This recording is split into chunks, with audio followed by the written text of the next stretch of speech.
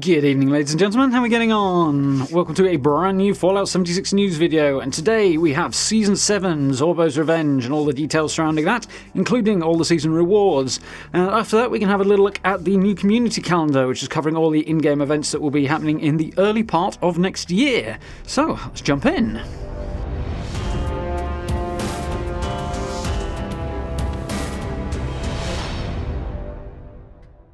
Okay then, so brand new season to take a look at here. There's quite a little bit of information in this one. A lot of it's background and sort of tone and the story around Season 7, so I'll link it in the description as per usual, so if you do want to check that one out, I would recommend doing so, because Bethesda have clearly put plenty of work into that. However, we do have quite a lot to get through, so I'm going to breeze through this at a fair lick, so hopefully we won't be here too long. I'll place all the necessary links, as I say, down below, so if you want a little bit more information, head on down there. So, Zorbo's Revenge, Season 7. We've got some really cool artwork to begin it off with, looking very, very cool. Liking that a lot, as always. Bethesda's doing really well on that particular front. Lovely to see that trend continuing. So, Season 7, yes. Big information, of course, up first is that Season 7 will be beginning along with the new update on December the 8th. That's this coming Wednesday. So if you haven't already got to the end of Season 6, then that will be ending on Tuesday the 7th. So you've got a few days yet, but the last rush is upon. And if you haven't claimed all the rewards from that season, make sure you do it by Tuesday as well. Otherwise you will miss out when the season changes over. So useful little reminder there. Yeah, the general gist of this one being that we are playing on the side of Dr. Zorbo, who wants revenge for his loss in Season 1 to Captain Cosmos. So we're going to be helping him to gather allies and defeat Captain Cosmos and take his revenge. So we're meeting people like General Confusion, Octosaur, Skellscream, and my personal favourite, Baron von Longneck, which I love as a comment on sort of meme culture and all that stuff online, and you know, the whole Boaty McBoatface fiasco and that sort of thing. Baron von Longneck being a giraffe just makes me laugh no end. Brilliant, hilarious, love it. So all that stuff is here in the blog post if you do want to wade through it all. So we've got some really cool new rewards coming on here. Obviously Bethesda trying to pull out the stops from the look of this on this, which is very cool. We've got some new allies, we've got some new camp stuff, we've got outfits and skins and loads of stuff to look at. We'll take a more detailed look in a second. We're taking a look at the allies. Season 7 will introduce Catherine and Xerxo, who are two new allies you can unlock on your journey among the stars. They won't send you on quests, but they will watch over your camp while you're out adventuring, sell you any items they've scavenged, chat with you when you're home, and impart temporary buffs. So, Xerxo is a ghoul who thinks he's from another planet, which is going to be an interesting one. I suspect this is his ally object, furniture object that he sat on here. Interesting choice. And he will give us a buff to reduce fast travel costs, which is nice, and increase your agility, which is good for those of you who have agility builds. Whereas Catherine Swan here has a really cool looking desk from the look of this. I actually really like that as a piece of furniture, not least of all because it's decorated. Hey Bethesda, can we have the bits and pieces so that we can place them on tables, please? Please, please, please, please, please, please. But yeah, it's a nice bit of furniture, that, so very, very cool. And she will give you a buff to the weight of energy ammo, so it'll be reducing the weight of that, and it will improve your perception as well, which is very, very nice. She is into alien abductions and extraterrestrial life and all that sort of stuff, which is cool. So unfortunately, a lot of the alien theme that we were hoping to see on this particular update is clearly dialed back, but there's still bits of it here, which is quite cool. So yeah, definitely cool rewards there. We also have this slot machine, which is exactly what it sounds like. You can put caps in, and if you are lucky, then you can receive up to 1,000 caps for your reward. So obviously that's a fun little thing. You just stick a few caps in there, see if you can get a few more out of it. Nice new interactable object for your camp, which is always welcome. It's an interesting vibe to it as well, which is very, very weird. I wonder if these are a couple of new outfits we're going to get as well. So, let's jump on over and have a look at all the rewards. Before we do that, since we're still on the topic, we might as well point out that we have new radio plays as well, which Bethesda have done for a couple of seasons so far. I'm not sure if this is the second or the third one. But yeah, if you want to check those out, there are links here for those as well. It's a 4-episode radio play series relating to Dr. Zorbo's Revenge again, so that should be interesting. They did a nice job of it the last time around, so probably worth checking that one out. As I say, link down in the description. But let's jump over and have a look at the rewards for Season 7. Okay then, so as per usual, we've got the usual stuff on the Fallout website, Bethesda.net, so you can check that one out as well if you'd like to. Let's jump in ourselves. Xerxo's Gamma Gun is a special legendary for Xerxo's out of this A special legendary for Xerxes out of this world gamma gun. Is this a custom weapon or is it a skin? I'm not sure. It looks much the same as an ordinary one, so I'm guessing that might even be a fully custom legendary weapon, a unique one, which would be a really nice way to start the season.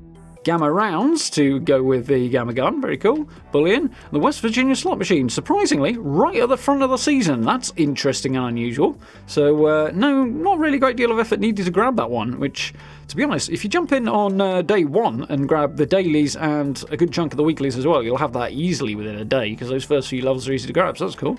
So, a supply package with a load of crafting materials, lunchboxes, the clean blue suit, which, yeah, don't see many people running around in suits, but there's a nice clean option for one if you want. Legendary modules, and 150 atoms, which are always welcome. So, 500 caps, whatever. Rank 12, framed Dr. Zorbo poster. Always nice to have posters and camp decoration items, stuff like that. That's very, very cool. It looks quite nice. Got a nice little frame on it, obviously. And yeah, that should be a fun little thing to put in either kids' bedrooms if you're doing something like having Daphne in your camp, for example, the previous season ally. She would be very happy to have that on a wall, I am sure. So, Vault-Tec supply package again. Player icon, general confusion. Yeah, he looks confused. Some perk cards, as per, another perk card pack. And we have a backpack flare here at rank 16, a Zetan ship backpack flare. So sticking with the sci-fi aliens theme, but yeah, quite a nice little spaceship. It's very similar to the one in Fallout 4 that crash lands, actually, so although this one is green, obviously, whereas that was silver, but cool nonetheless. So, lunchboxes at rank 17, and the first power armor paint, T45, Dr. Zorbo's at rank 18, so we're diving into that. That's very colourful. It's almost quantum coloured, but probably a little more blue rather than turquoise, I think, for that. There's some interesting purple on it as well. Bit of a superhero thing with a kind of mask around the eyes, but yeah, okay. That's not bad. So, more legendary modules at 19, and another 150 atoms at 20. Always welcome. So, 1,000 caps at rank 21, and we have a plushie, which is really nice. I think a few people will be happy to have more of those. Octosaur. This thing is adorable for a villain plushie. That's ridiculous, I like that. But that's rank 22. Rank 23 is more gamma rounds for that legendary gun that we're apparently all getting at rank 2. Very cool. Confusion emote. An emote, that's a nice little ad, that's cool. So things are definitely looking up so far on the season rewards. They're better than the last couple of seasons, in my opinion at least, so that's cool. And rank 25, we hit our first ally, Catherine Swan, who I think is probably the more practical of the two, and probably my preference.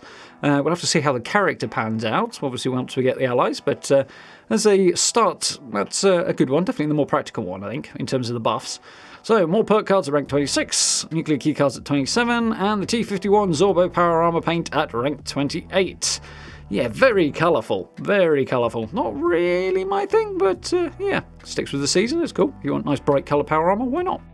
So, 100 legendary script at rank 29, first time we're seeing that, and another 150 atoms at rank 30. So yeah, Bethesda definitely pulling out the stops a bit more on this one, I think.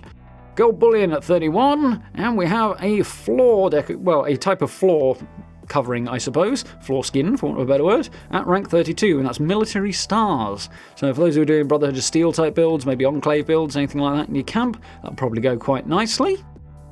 Scrap kits, meh. Opus and Abara, Obra? Something like that. 2 heads better than 1. How about 4 guns better than 1? I don't know if this is a player icon or something else. I can't really tell from that. I guess we'll have to wait and see. Interesting nonetheless. I'm guessing player icon though. But we shall see. More perk cards at 35, and the Watoga jumpsuit at rank 36. That looks quite nice actually. Watoga Civic Center one, very cool. Nice to have the jumpsuits are quite cool, so they usually do a nice job of those if you're into that particular style. Trail fireworks, which I think everybody's sick of the sight of at the moment. And rank 38, Zorbo's Excavator Power Armor Paint, which is, again, nice and colourful. Rank 39, we have legendary modules, and rank 40, yet more atoms. Awesome. Another 1,000 caps at 41, an alien invasion shooting gallery at rank 42, so another camp object. Again, just a little fun thing you can interact with in your camp, different theme. We've already got a couple of these in game already. This one's basically a reskin of it with a different theme. There's a bit more to it than just a reskin, I suppose, in that they've got to have a different design for the stuff that's moving around inside the cabinet, but that's cool nonetheless, that's quite nice. I should actually use one of these at some point. Maybe when I've got all 3, I'll put all 3 in a camp perhaps. assuming I can. So, repair kits at rank 43, a Jangles icon at rank 44, 45 is a perk card pack, and we got our first carry weight boosters at rank 46. We've got a few too many of those really in the last few seasons, so it's nice to see those spread out a bit more, a few less of them, and some better rewards in instead, which is cool. So, more legendary modules at 47, the T60 Zorbo's Power Armor Paint at rank 48. Yes, Xion. I believe I've said before, colourful. I do kind of like it, but at the same time, it's odd. But cool, nonetheless. So, more atoms at 49, and at rank 50, we have ally number 2, Xerxo. The supposedly alien, but clearly just a ghoul. Very cool, nonetheless. So, into the second half, rank 51, more atoms, 2,500 caps at rank 52, nuclear keycards at rank 53, and a heroic Captain Cosmos player icon at rank 54, more perk cards at 55, and into more camp objects at rank 56, the UFO umbrella patio table, and it comes with seats built in, so that looks a lot more practical than some of the patio tables we've got at the moment. So I'm quite liking that, I want to get my hands on that, I could probably make some use out of that. It's a bit weird, but definitely got a kind of theme park vibe to it, but yeah, like the look of that. Lunchboxes at rank 57, 58 is our XO1 Power Armor Paint, slightly less colourful that one, interestingly. I mean, it's still colourful, but there's less green on it. Rank 59 we have more legendary modules, and rank 60 even more atoms, so they are definitely dishing out the atoms in decent supply this time round. More bullion at 61, and a Zayton backpack flare at rank 62. That'll be nice, that'll be fun to have that one on your backpack. I definitely will make use of that, I think. I like that a lot. Scrap kits, 63. 64, we have the Skell Scream icon, who is one of the villains in the piece. So, yeah, that's kind of fun. Obviously, just a player icon, but yeah, definitely fun. Perk cards at 65, and at 66, we have more camp objects with the Woiby Willard's Bubble Machine. From the look of this, I guess it spits bubbles out into your camp. That's interesting. If you're using the slide that was in the Atomic Shop a while back, then that might go in quite nicely with that. But it's a fun thing to have kicking around your camp. That looks like it definitely ticks that particular box. More trail fireworks at 67. 68, we have the Ultrasight Armor Paint. This one's got more green on it again. Okay. So, more script at 69, and at rank 70, 150 atoms once again. They're slowing down a little bit now on the atoms front.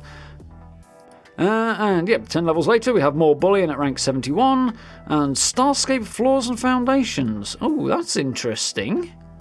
I'll have to see this in game before I form an opinion on that, because that could either be kind of fun and interesting to look at. Depends how much of a sense of depth you get from it. But if it's just kind of feels very flat, then it might be a little disappointing. But yeah, I'm not going to make a judgment till I actually see it in the game. There's potential there. So, repair kits at 73. Evil Doctor pose at rank 74. That looks like quite a fun photo mode pose, actually. I like that.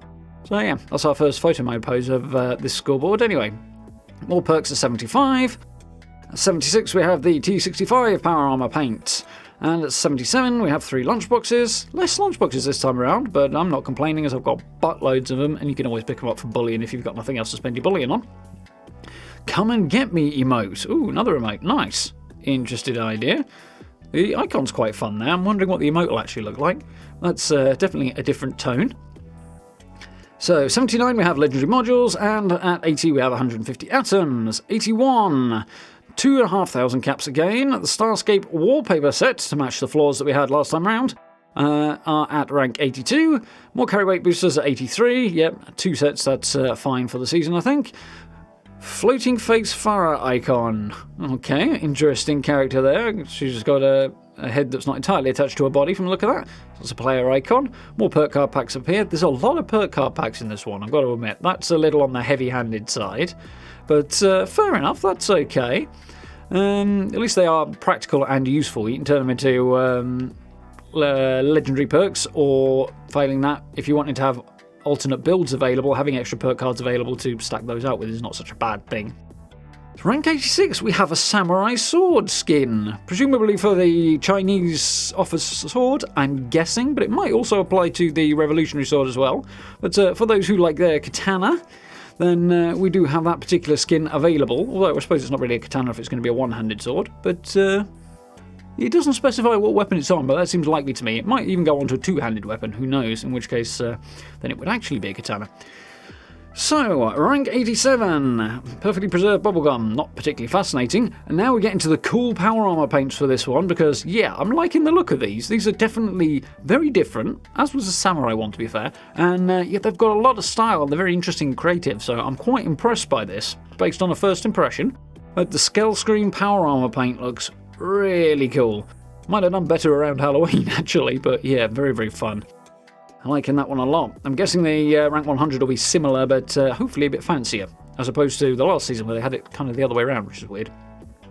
So, Legendary Script at rank 89, 250 of, and 150 atoms at rank 90, nearly there. So, 91 is yet more gold bullion. We have a Dr. Zorbo helmet at rank 92, so I'm guessing this is a full outfit that we're going to have going on here. Deliver your revenge and finally conquer the galaxy with this Dr. Zorbo helmet. That looks pretty detailed, actually. That's an interesting idea. It's even got the brain on show. That's fun. The Floating Face Fire's Flagon. That's a tongue twister if ever there was one. Not quite sure what we'll be doing with that. I'm guessing it's a camp object and you put it on display like the other flagons that we have available. What's the word? Steins, that's the word they usually go for, but yeah, it looks like a potion bottle. So it'll kind of stick out a bit, but you can probably do something cool with it. Dr. Zorbo's magic pose, as long as the little effect happens, and that would be fun in photo mode.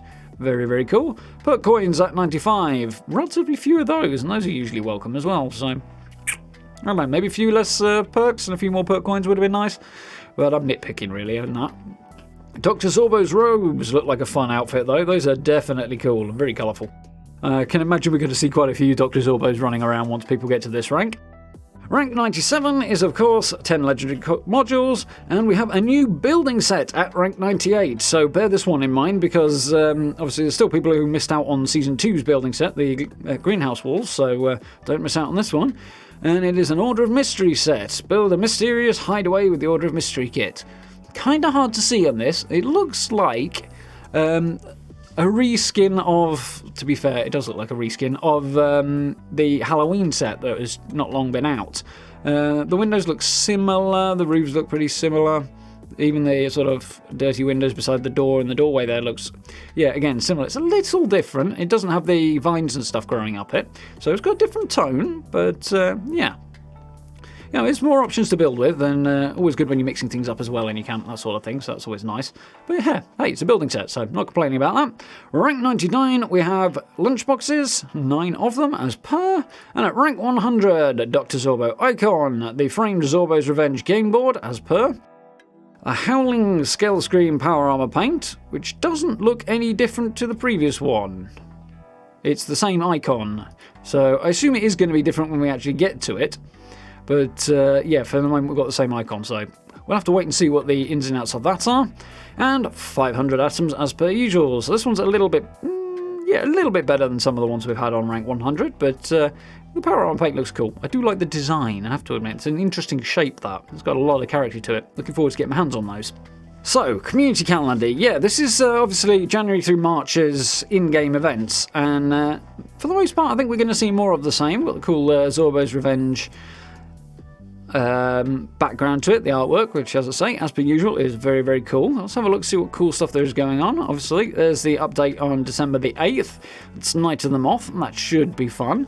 I hope we can get our hands on some of these sorts of robes as a result of that, because that's pretty badass. That would make for a very cool reward in the new season, new event, rather. Community camp creations, Fashion Act in January. So that's if you've got a Fashion Act themed camp in January, you can send it in and hopefully get it showcased on the Fallout website. January's a weird month for that. I'd have thought they'd have done that in March and had something else in January because, you know, Fashion Act's in March, so that's very odd.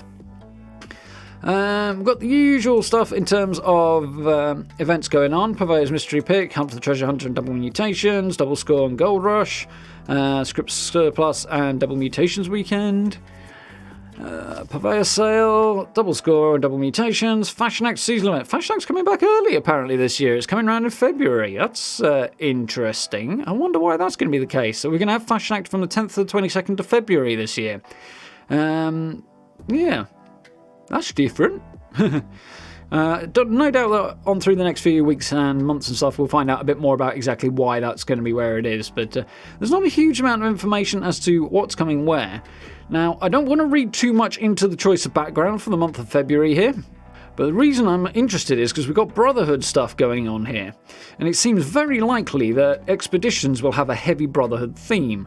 So, again, I don't want to jump the gun on this, but maybe if we're lucky, February is where, probably somewhere around the beginning of the month, is where we might see the first update of next year, the first big one, and that might even include the first Expedition.